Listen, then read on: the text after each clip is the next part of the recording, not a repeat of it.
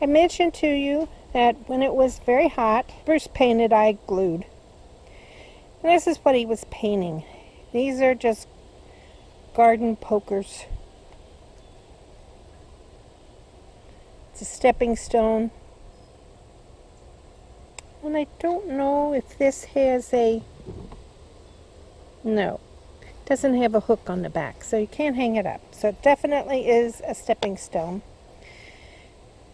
And then this is the gravestone we have for the cat cemetery in the back. And we have 6 cats buried back there.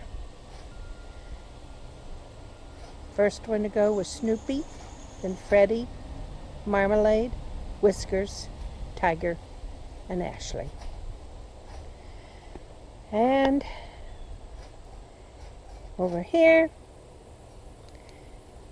yep, another catastrophe. So I'm going to have to get out the glue and do some gluing.